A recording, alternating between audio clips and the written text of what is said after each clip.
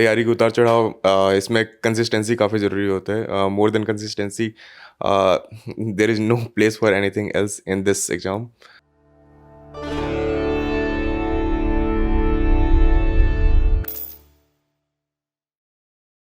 हमारे साथ हैं मिहिर कुमार जिन्होंने अपना यूपीएससी मेंस क्लियर किया है। आइए इनसे बात करते हैं और जानते हैं इनके जीवन के बारे में। हाय मिहिर। Hello ma'am. तो सबसे पहले तो कॉन्ग्रेचुलेशंस कि आपने अपना मेंस क्लियर किया है। Thank you ma'am, thanks a lot. मैं आपसे जानना चाहूँगी कि आपका ऑप्शनल सब्जेक्ट क्या था? मैम मेरा ऑप्शनल एंथ्रोपोलॉजी था। एंथ्रोपोलॉजी था। तो क्या आपने एंथ्रोपोलॉजी में या फिर जीएस में कहीं पर कोचिंग की है या फिर आपने सेल्फ स्टडी करी है? मैम क्लासेस के लिए तो मैंने कहीं नहीं किया था, but for mentorship I did apply for some coaching and test series also. कौन सी कोचिंग इंस्टीट्यूट में? मैम मैंने विज़न के लिए अप्लाई किया था और फोरम के लिए, और एंथ्रोपोलॉजी के लिए मैंने लेवल अप के लिए अप्लाई किया था। ओके।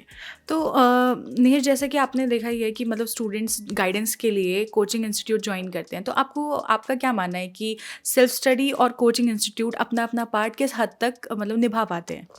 मैम आई थिंक कि सेल्फ स्टडी बेस्ट होती है, because it gives you more time to analyse your weaknesses and your strengths. Moreover when it comes to guidance, coaching का अपना role होता है, क्योंकि वहाँ पे हमसे ज़्यादा एक्सपीरियंस वाले लोग बैठे हैं और they know how to crack this exam, और लास्ट में हमारा एम यही होता है कि इस एग्ज़ाम को क्रैक करना है। बिल्कुल। तो फिर आपका ये कौन सा अटेम्प्ट है? मैम ये मेरा पहला अटैम्प्ट है। पहले अटेम्प्ट में आपने मेंस क्लियर किया है। Yes ma'am. तो फिर मैं जानना चाहूँगी कि आपने तैयारी कब से शुरू करी थी और उस तैयारी के जो भी उतार चढ़ाव हैं उनके बारे में प्लीज़ बताइए। मैम मैं जॉब कर रहा था। अक्टूबर 2021 में मैंने तैयारी शुरू की थी जॉब के साथ। फिर अप्रैल 2022 में मैंने रिज़ाइन कर दिया पोस्ट से, और फिर मैं दिल्ली आ गया अपने दोस्तों के साथ। अ, तैयारी के उतार चढ़ाव इसमें कंसिस्टेंसी काफ़ी ज़रूरी होता है। More than consistency there is no place for anything else in this exam.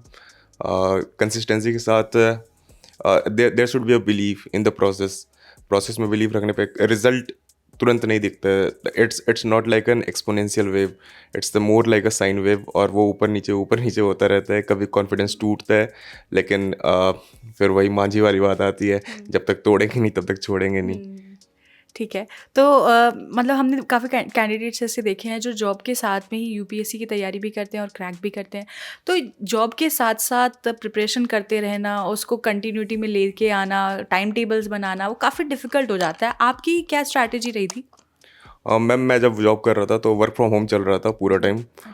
So I was getting ample time for that. Strategy यही थी कि जब तक ऑफिस में हो तब तक ऑफिस का काम करो, उसके बाद घर पे बैठ के आराम से सुबह उठो, पढ़ाई करो, और ऑफिस आवर्स के बाद पढ़ाई करो। तो जैसे कि आपका फर्स्ट अटेम्प्ट है, तो फर्स्ट अटेम्प्ट में मेंस क्लियर करने की जो आपकी स्ट्रैटेजी थी, जैसे अभी प्रीलिम्स एग्ज़ाम आने वाला है अभी 3-4 महीने बाद। तो उसके लिए अगर आप कोई टिप्स देना चाहें स्टूडेंट्स को, जो आपकी खुद की स्ट्रैटेजी थी, उसमें से कुछ आप शेयर करना चाहें? मैम मेरी स्ट्रेटजी हमेशा प्रैक्टिस पे डिपेंड करती है। It's more about the practice rather than the knowledge, because exam देते वक्त मुझे हमेशा यही एक्सपीरियंस रहा है कि whatever your knowledge is, it gets outside the door. तो वो दरवाजे के बाहर ही छूट जाता है, अंदर आपकी प्रैक्टिस डिपेंड करती है, आपका कॉन्फिडेंस। हो सकता है कि 100 में से 50 क्वेश्चंस नहीं आते, और मीन्स में 20 में से 4-5 क्वेश्चंस नहीं आते, फिर भी आपका जो स्किल है उसको टैकल करने का वो डिपेंड करता है वहाँ पे। और आपने मेंस आंसर राइटिंग में कितनी प्रैक्टिस करी? कैसे-कैसे अपने नोट्स आप बनाते गए? आपने प्रीलिम्स के साथ में तैयारी करी या फिर प्रीलिम्स का जब रिज़ल्ट आ गया, या फिर क कुछ कैंडिडेट्स ऐसे होते हैं जो प्रीलिम्स के रिज़ल्ट आने के बाद तैयारी शुरू करते हैं। तो आपने किस तरीके से शुरुआत करी और आंसर राइटिंग किस तरीके से करी? मैम मेरा शुरू से ये बिलीफ रहा है कि जो सबसे इम्पोर्टेंट इस एग्ज़ाम का फेज़ है वो मेंस है, और मेंस के लिए ज़्यादा फोकस चाहिए होता है। तो मैंने प्रीलिम्स की तैयारी लास्ट ईयर अप्रैल से शुरू की थी, टू बी ऑनेस्ट। और उसके बाद उसके पहले मैं मेंस की तैयारी कर रहा था। ऑलमोस्ट मैंने 28-30 टेस्ट लिख चुके थे उसके पहले, और प्री के बाद मैंने वापस से फिर मेंस पे फोकस डाल दिया था पूरा। ओके। तो अब थोड़ा-सा पर्सनल है ये सवाल, लेकिन आपकी लाइफ़ में आपका सबसे बड़ा मोटिवेटर, आपकी लाइफ़ में सबसे ज़्यादा आपको मोटिवेशन किसने दिया है इस पूरी जर्नी में? Ma'am I think doctor APJ Abdul Kalam.